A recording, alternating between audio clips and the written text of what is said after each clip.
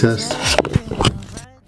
Ever find yourself searching for that one video where someone says, I went through it, so you don't have to?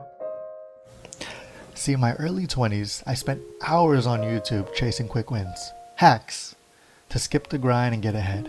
But you know what I learned? Those shortcuts never brought me peace or joy. What no one tells you is that the real fulfillment comes from the quiet moments.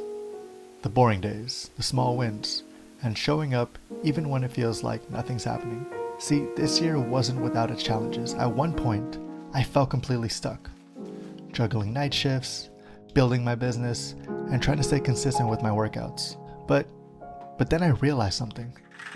Instead of pushing harder, I needed to push pause. See, hustle culture tells us to go all in, to work harder, faster, and longer. But sometimes the real way forward is to slow down. Hey, what are you doing? You want to say something? I think hustle culture is promoted way too much. Now, the finishing story, right? The final product, the success, it's all great. And then we glorify the grind because that's what a majority of successful entrepreneurs, creatives, athletes, things of that nature, all of those people go through some sort of grind, right? We can be inspired by them, but I think we have to take ourselves into consideration to understand what our grind looks like, right?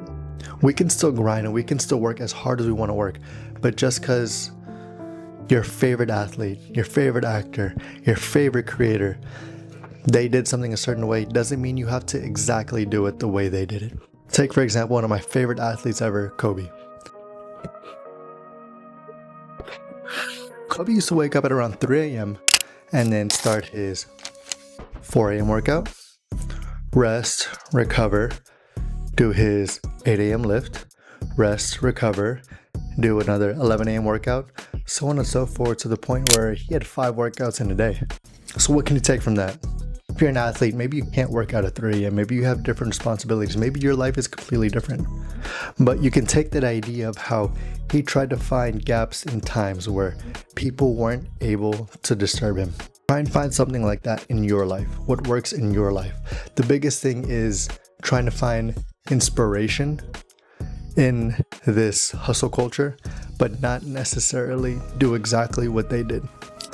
I feel like everyone has different challenges. The biggest thing we can do is just take little by little from each person and see how it works for us.